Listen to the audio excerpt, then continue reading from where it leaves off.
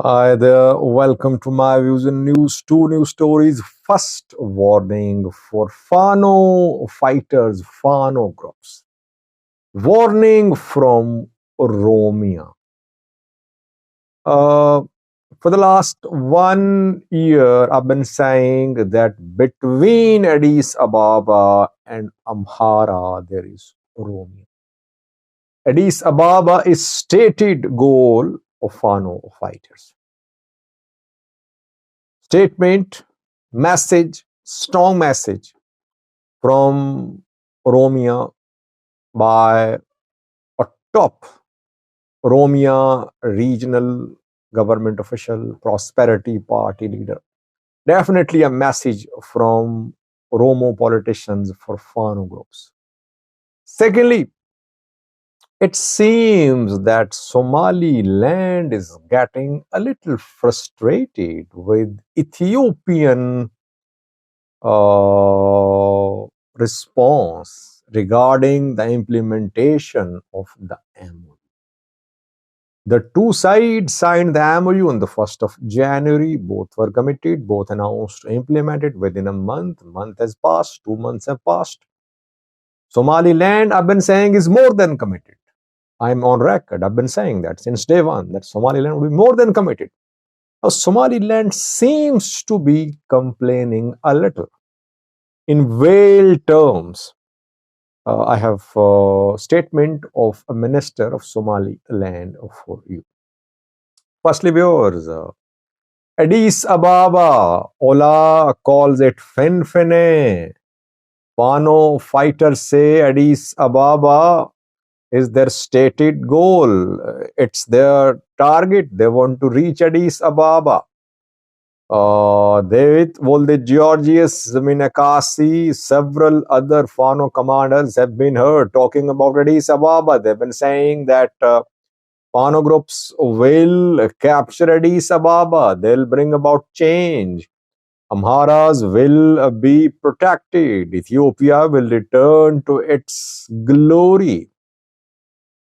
But how will they reach Addis Ababa? Militarily or through incursions into Addis Ababa? Because Addis Ababa is surrounded by Shaggar. Shaggar is part of the Oromia region, Oromia regional state. Will Oromia let Fano pass through its territory to capture Addis Ababa? Or will Amharas in Addis Ababa rise against the government and support Fano fighters, while Fano fighters managed to sneak into Addis Ababa?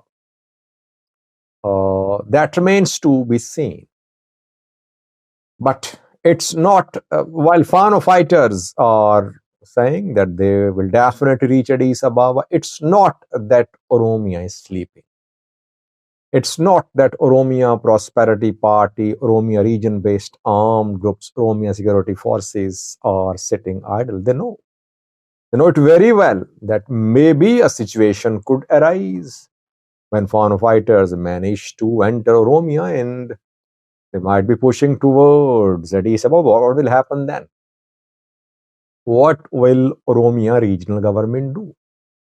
Well, a very strong statement from a top Oromo politician. His name is Avelu Abdi. Avelu Abdi is deputy president of the region. That just shows how influential he is. So after the president, he is the man who's in charge.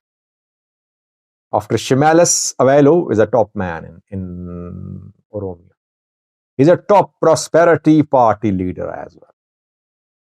And obviously, what he says is not his personal opinion. He represents the government because he's deputy president. Deputy president. And a clip of Avelu Abdi is in circulation. He can be heard talking about the groups which want to reach Addis Ababa. He said, no one from the north, south, east, or west will be allowed to pass through Oromia to reach Addis Ababa. Whether the threat is from the north or from Somalia or from Al Shabaab, no one Somalia is not threatening to reach Addis Ababa. Al Shabaab is nowhere near Addis Ababa. Al Shabaab is in Somalia. It has made incursions into the Somali region of Ethiopia. The only group which is close to Addis Ababa is Fano and Ola too. Ola is from Oromia. Fano is from Amhara. Both want to reach Addis Ababa, but Ola has been advancing for decades. It could never get close to Addis Ababa. Fano fighters are pushing, and they have made the entire Amhara region ungovernable. And if somehow they manage to take control of regional government of the Amhara region, their next target would be Addis Ababa. But avail of this as no, it won't happen. Oromia won't allow that. So that's a big message, which I have been hinting at. But I've been saying that if Fano fighters somehow manage to seize entire Amhara region, even then it's going to be an uphill task to reach Addis Ababa. Why? Because though there are thousands of Amharas living in Oromian border areas, and when Fano fighters say that they want to reach Addis Ababa, basically they believe that Amharas in Oromia, Amharas in Addis Ababa, they will rise in support of Fano fighters. But they forget that Oromia has the largest regional force. Oromia has the Oromo Liberation Army, Ethiopian National Defense Force, intelligence agencies, militias, all will be deployed to protect Addis Ababa, Ethiopian capital.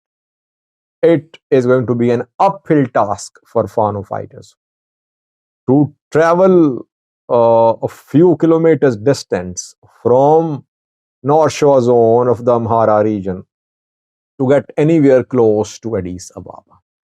And definitely, if Fano fighters enter Amhara, from Amhara, if they enter Oromia, this war will turn into a purely ethnic war, Oromo versus Amhara, which should not happen, by the way, because if it happened, the war will not be in Oromia only. The war will spread. Oromos in Amhara, Amharas in Oromia will be vulnerable to attacks. Let's see. So far, a very clear message from Oromia Prosperity Party leader to Fano fighters, I think.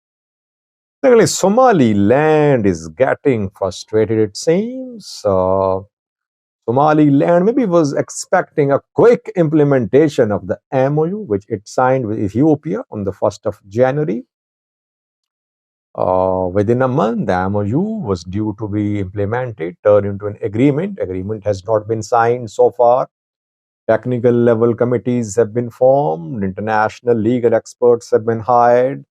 Talks still underway. Ethiopian military officials visiting Somaliland. Yesterday, a technical committee from the two sides visited Berbera. Before that, or one day before yesterday, Ethiopian and Somaliland military officials met in Hargeisa. Some flights have been tracked too from Bishoftu, Ethiopian military base, to Hargeisa, Somaliland, but no announcement of the implementation. Why is Ethiopia dragging its feet? It seems that Somaliland is a little frustrated with Ethiopian inaction or lack of swift implementation of the MOU. Mohammed Kahin Ahmed is Interior Minister of Somaliland. And yesterday he released a message through a social media platform. What did he say? He said that efforts still underway to implement the MOU. Now, the next sentence is very meaningful. He said, the Somaliland side has exceeded expectations in fulfilling the agreement. And the next sentence, more meaningful. We anticipate a similar commitment from our Ethiopian counterparts. Why was the need for this statement? Why is Somaliland telling Ethiopia that Somaliland has exceeded expectations and that Ethiopia should also do the same, should show the same commitment? It means that Somaliland is getting frustrated. Abiy trying to talk to Hassan Sheikh, he's trying to involve mediators. He talked to Ruto, reportedly he talked to Tanzania's prime minister as well. Before that, he contacted Yoweri Museveni of Uganda, Ismail Omar of Djibouti, Hassan Sheikh, not willing to talk to Abiy. Hamza Abdi Bare, the prime minister of Somalia, was heard saying yesterday that no talks, issue non-negotiable. Ethiopia must withdraw from the MOU. So Ethiopia trying to talk to Hassan Sheikh. Hassan Sheikh not responding positively. Somaliland wants implementation. Why? Because for the first time in decades, Somaliland is seeing a real chance of recognition. For recognition, Somaliland has been fighting on diplomatic fronts for decades. It offered a military base to US. It made offers to other countries as well. No one agreed to recognize Somaliland as a country. For the first time, there is a real opportunity for Somaliland. Ethiopia agreed to recognize Somaliland as a country in talks when Musavi Abdi visited Ethiopia at the start of January. But now Ethiopia dragging its feet. Ethiopia is not withdrawing from the MOU. At the same time, it is not proactively working to implement the MOU. That is why Somaliland seems to be frustrated. Will Ethiopia rescind the MOU altogether? Or will it freeze the MOU for some time? That remains to be seen. Thank you for watching.